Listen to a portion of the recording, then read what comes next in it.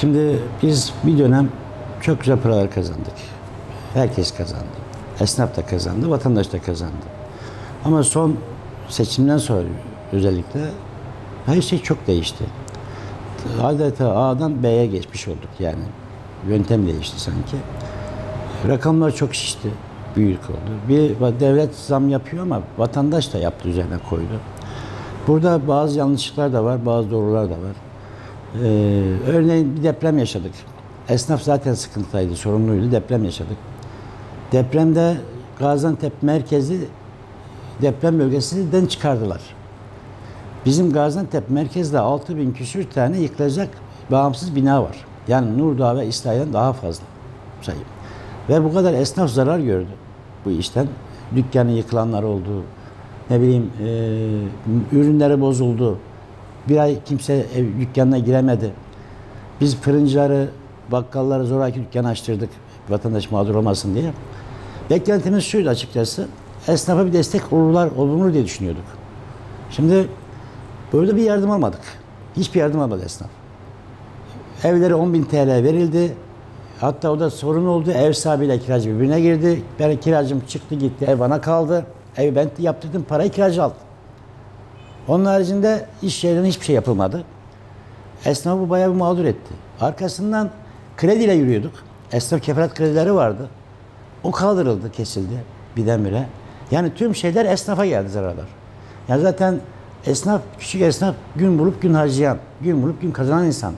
Ve yanında işte birkaç kişi çalıştıran, istihdam sağlayan insan. Kendi vergisini, kendi bağkurunu, kendi sigortasını kendisi ödeyen bir insan. Bunların hepsi üste gelince esnaf adeta ne yapacağını şaşırdı. Şimdi esnaf kardeşimiz doğru söylüyor. Yani bunu 40 kere satsa da kurtarmıyor. 10 liralık ürünü 50'ye satsa da kurtarmıyor. Yani yarını bilsek, yarın ne olacağını bilsek biz kendimizi ayarlarız buna göre. Ve ürün alıyorsun, aldığın ürün yoldayken zam geliyor. İndirirken ayrı bir zam geliyor. Günübirlik artık dönmeye başladı. Çek kullanılmaz oldu. Ben hükümetimizden beklentim, devletimizden beklentim şu, Esnaflar Birliği Başkanı olarak tüm esnafın bu şeye ihtiyacı var, kredilere ihtiyacı var. Ama en çok deprem bölgesindeki esnafın ihtiyacı var. Ben Gaziantep merkezinin de deprem bölgesi almasını arz ediyorum. Çünkü buradaki sıkıntı gerçekten büyük. Benim Bağkur'um birikti, sigortam birikti, 8.30 bin ben ödemem gerekiyor. Hazırkini ödemem gerekiyor. 40 defa yapılandırma yapılsa 40 defa bozulur bu, 41 defa bozulur bu. Önerim şu, bugüne de olan borçlarımı dondursun devlet. Bir yere koysun dursun. Ben bundan sonrakini ödeyeyim. Ama bir indirim de yapsın bu sosyal güvenlik Bağkur'unda. Ben bunu ödeyeyim. Emekli olurken bana desin ki senin de şu kadar borcun var. Bunu öde, hak ettiğim zaman emekliliği. Bunu öde kardeşim, emekli ol desin. Biz bunu yaparız. Ama ben hem eski yapılandırmayı hem bunu ödeme şansım yok. Mümkün değil. Ödeyemem. İkisini götüremem. Tekini daha zor ödüyorum. Dediğim gibi burada esnafın ikinci büyük sorunu kayıt dışı. Gaziantep'in özelinde Suriyeli misafirler.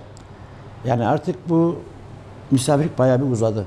Daha önce biz de destekliyorduk, evet, iş gücü diyorduk, bilmem ne diyorduk falan ama bunun bir şekilde sonlanması gerek. Yani nasıl olacağını ben bilemem ama bizim aklımıza gelen şeyler, bazı şeyler geliyor. Örneğin Gaziantep'in, Türkiye'nin 81 vilayeti var. Gaziantep bundan bir tanesi. Suriyelilerin yoğunluğu aşağı yukarı 5-10 ilde. En büyükleri bizde. En çoğu da bizde, Gaziantep'te. İstanbul'dan sonra biz. Ama İstanbul kaç milyon, biz kaç milyonuz? Oranlamaya baktığınız zaman Gaziantep'te her 4 kişiden bir kişi Suriyeli. Ama İstanbul'da 15 kişiden bir kişi Suriyeli. Baktığınız zaman. Çok fark var arada. En çok bizde. Diğer illere nüfusa göre gönderilsinler. Nüfuslarına göre gönderilsinler. %10 olur, 5 olur.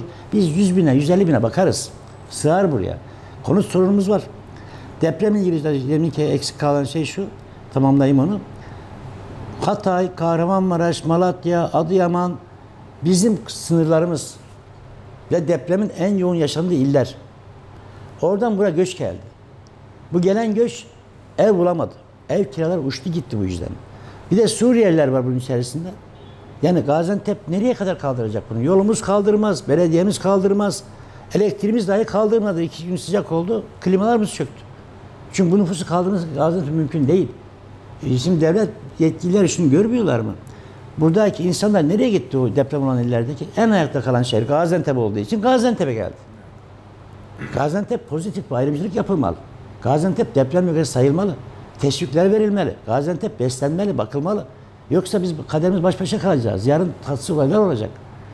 O yüzden ricam, arzım Gaziantep'i deprem bölgesi kapsamına almaları ve Gaziantep'e destek olma, krediyle, belediyelere yardımla Gaziantep'e farklı gözle bakılmalı. Bunu arz ediyorum, bunu rica ediyorum. Kayıt dışı sorunumuz var. Yine Suriyeli vatandaşlarımız ağırlıkta bu konuda. Tabii Suriyeliler deyince hepsi değil. Her şeyi yapan insanlar da var. Ha, bunu kullanan bizim Türkler de var. Örneğin Türk vatandaşı gidiyor, belediyeden, Odalar Birliği'nden, bizden, ticaret odasından işini, resmi işlemlerini yaptırıyor. Gidiyor iş yeri açıyor. Bu iş yerini de Suriyeli'ye devrediyor. Şimdi Suriyeliler orada iş açarsa bazı yerden kesiliyor galiba. O kesilmemesi için de Suriyeliler bunu alıyor. Bir gün sonra Türk vatandaşımız gidiyor, bizim Odalar Birliği'ni terk ediyor, ticaret odasını terk ediyor, Bağkur'u, mahalleyi terk ediyor, kayıt dışı oluyor adam. Adam haberi yok. Böyle mağdurlar da var. Devletimde bizzat gördüm bunu ben. Bizzat yaşadım, gördüm. Mahalle kaydı var gözüküyor ama yok, terk edilmiş. Bizim Türkler bunu da suistimal ediyor. Sayın Valimiz bu konuda bilgisi var. İnşallah bu konuyla ilgili bir çalışma olacak. İl Göç İdaresi Müdürümüzle görüştük. Bu konuda bir çalışma yapılacak. Zaten şu an kayıt dışı ilgili mücadele yapılıyor. Biz ilk göreve geldiğimizden beri, 1,5 yıldan beri zaten yapıyorduk. Son bir aydan beri de, 15-20 günden beri de valiliğimizin talimatıyla, valimizin talimatıyla İl Ticaret Müdürlüğü, biz, zabıta, belediye, tarım gıda olmak üzere bir ekip kuruldu. Şimdi bu ekibe inşallah emniyet ve il güçleri katılacak. Bu yönetimde devamımız gidecek. Allah razı olsun. Ben yetkililere, Büyükşehir Sayın Valimize, Büyükşehir Belediye Başkanı'na teşekkür ediyorum. Vatandaşın isteği de bu. Yani ben esnafım her şeyi yaparken, tüm kural uyarken öbür birinin uymaması rekabet ortamına aykırı. Rekabet etme şansım yok. O yüzden devletimizden bunun için teşekkür ediyorum. Sayın Valimize, Büyükşehir Belediye Başkanımıza, diğer konularda da bize yardımcı olmalarını arz ediyorum.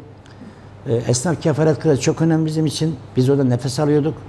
Benim esnaf kefaret kredim eskiden ertelendi diye hazırlık yapmadım. 8. ayın 31'inde ödemem gerekiyor.